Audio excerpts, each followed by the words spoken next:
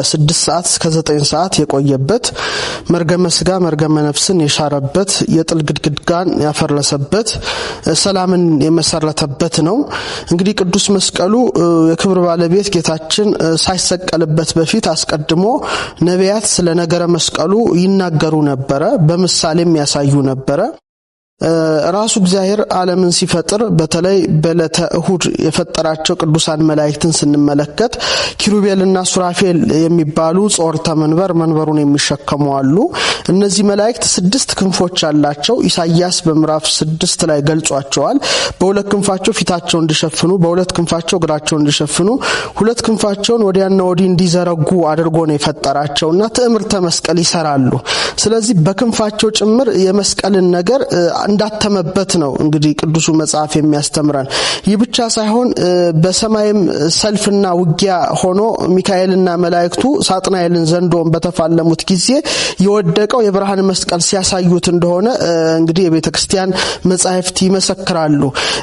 በኋላም ነቢያት ነገረ መስቀሉን በብዙ መልኩ ይጠቁሙ ነበር። ለምሳሌ ያዕቆብ ዮሴፍን ልጆችን ሲባርክ እጆቹን አመሳቅሎ እንደባረከ መጽሐፍ ቅዱስ ይጽፋል። ትዕምርተ መስቀል ሰርቶ ማለት ነውና በረከት በመስቀል እንደሚተላለፍ ያመለክቱ ነበር።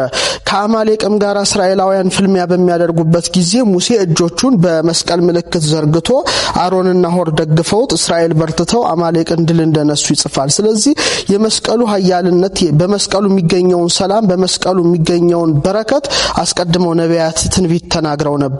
ዳዊትም ለሚፈሩ ሰዎች ምልክትን ሰጣቸው ብሎ አጋንንትን ድል የምነሳበትን ትዕምርተ መስቀል ምልክት ብሎ ዳዊት ይገልጠው ነበር። እንግዲህ ነቢያት የተናገሩት ሊደርስ ሊፈጸም ባለቤቱም ለአዳም የገባውን በመስቀል ተሰቅዬ ያድንሃለሁ ያለው ሊፈጸም እንግዲህ የክብር ባለቤት ጌታችን መጋቢት 27 በዕለተ ዓርብ ከ6 ሰዓት እስከ 9 ሰዓት ተሰቀለበት፣ መርገመ ስጋ መርገመ ነፍስን ሻረበት፣ የጥል ግድግዳን አፈረሰበት፣ ጥልን በመስቀሉ ገደለ እንዳለ ዲያብሎስን ድል ነሳበት፣ አዳም ከልጆቹ ጋራ ከሲኦል እንዲወጣ ምክንያት እንዲሆን አድርጎታልና አባቶቻችን ምን ይላሉ? ወበቀራኒዮ ተተክለ መድኃኒት መስቀል፣ በቀራኒዮ መድኃኒት መስቀል ተተከለ በማለቱ ኃይልን አድርጎበታልና መስቀል ኃይልነ መስቀል ኃይላችን ነው እንላለን። መስቀል የነፍሳችን መዳኛ ነው ብለን በእውነት ለክብረ መስቀሉም ክብር እናቀርባለንና መስቀል ለክርስቲያኖች ትልቅ የድል ምልክት፣ የሰላም ምልክት፣ የነጻነት አርማ፣ ፍቅር የተገለጠበት ነው ማለት ይቻላል። መስከረም 16 ደመራ መደመሩ፣ መስከረም 17 በዓለ መስቀሉ መከበሩ ከንግስት ሌኒ ታሪክ ጋራ እና ከመስቀሉ መውጣት ጋራ ተያይዞ የተደረገ ነገር ነው። ይኸውም እንግዲህ ጌታችን ካረገ በኋላ ተነስቶ ካረገ በኋላ በተለይ በኢየሩሳሌም ነበረ የጌታችን መስቀል። እውራን በማብራቱ ሽባዎችን ይተረትር ነበረ፣ ሙታንን ያነሳ ነበረ፣ ለምጻምን ያነጻ ነበረ። አባቶቻችን ሐዋርያትም ለስብከተ ወንጌል በመላው ዓለም በሚሄዱበት ጊዜ የኢየሩሳሌሙ ኤጲስቆጶስ ያዕቆብ ነበረና እሱ ጋር ነበረ እና በጣም ታላላቅ ገቢረ ተአምራት ወመንክራት በማድረጉ ምክንያት አይሁድ በየጊዜ በሳጩ እንደነበር ነው የቤተክርስቲያን መዛግብት የሚያስረዱት። ከዚህ በኋላ አንድ ምክር ይመክራሉ። ምክሩ ምንድነው?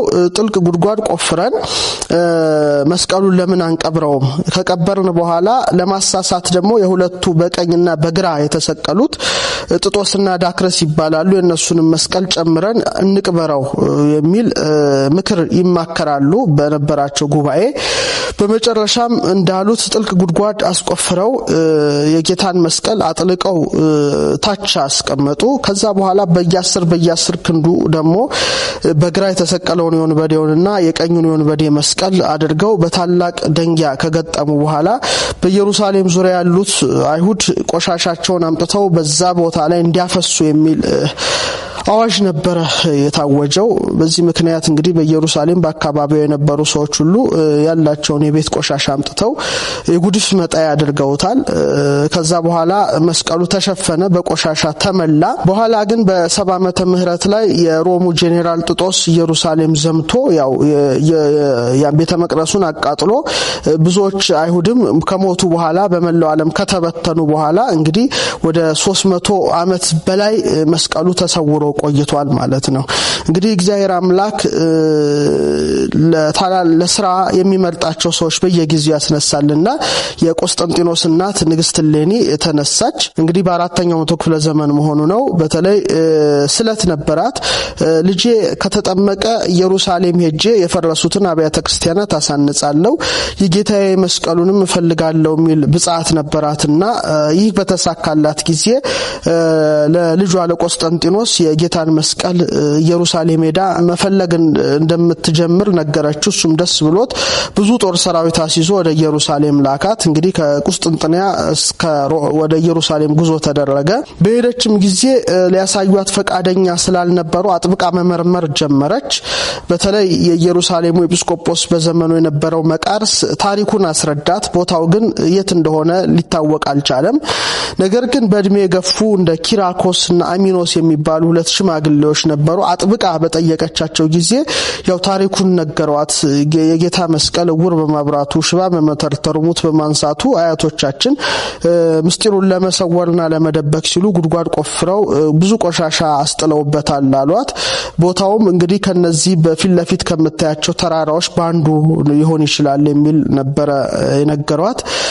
እሌኒም ይህን በሰማሽ ጊዜ ሱባኤ ገባች። በመጨረሻም የመላእክት አለቃ ቅዱስ ሚካኤል ተገልጦ መስቀሉን በጣንጢስ አማካይነት ታገኘዋለሽ አላት። ይህም ባላት ጊዜ አዋጅ አሳወጀች። በኢየሩሳሌምና በዙሪያዋ አካባቢ ያሉት ሁሉ እንጨት ይዛችሁ ኑ ብላ ትናገራለች። እንጨት ይዘው ተሰበሰቡ።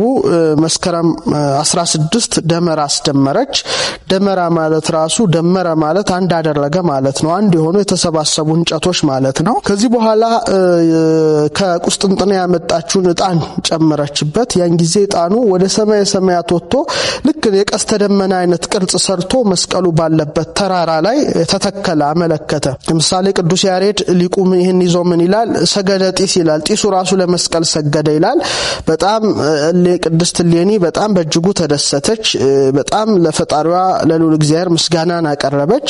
እንግዲህ የካቲት 16 ደመራው ምልክት ያሳየ ስለሆነ የዕጣኑም ጢስ የመስቀሉን ስፍራ ያመለከተ ስለሆነ እንግዲህ በእለቱ በኢትዮጵያ ኦርቶዶክስ ተዋሕዶ ቤተክርስቲያን ደመራ አስደምረን ደመራ ደምረን ችቦ ተቃጥሎ ያን ጊዜ ጢሱ ወደ ላይ ሲወጣ የመስቀሉን ስፍራ ማመልከቱን እንግዲህ ቤተክርስቲያን በታላቅ ድምቀት ታስበዋለች። መስከረም 17 ያው ቁፋሮ ተጀመረ። ረጅም ጊዜ ወስዷል። እስከ መጋቢት 10 ድረስ ነው። አንድ መስቀል ተገኘ። የጌታ መስቀል መስሏት ነበር። ነገር ግን ኤጲስቆጶሱ ምን አላት? የጌታ መስቀል የሆነ እንደሆነ ድዊ ይፈውሳል፣ ሙት ያነሳል አላት። በእርግጥ በግራ የተሰቀለው ወንበዴው መስቀል ነበረ። ምንም ተአምር አላደረገም። እንደገና ጥልቀው ሲቆፍሩ አሁንም የአንድ መስቀል ተገኘ። በቀኝ የተሰቀለው ወንበዴው መስቀል ነው። እሱም ተአምር ሊያደርግ አልቻለም። በመጨረሻ በ327 ዓመተ ምህረት መጋቢት 10 ብርሃን ከጉድጓድ ውስጥ ታየ። ያው የጌታ የመስቀሉ መውጫው ሰዓት ቀርቧል አለች።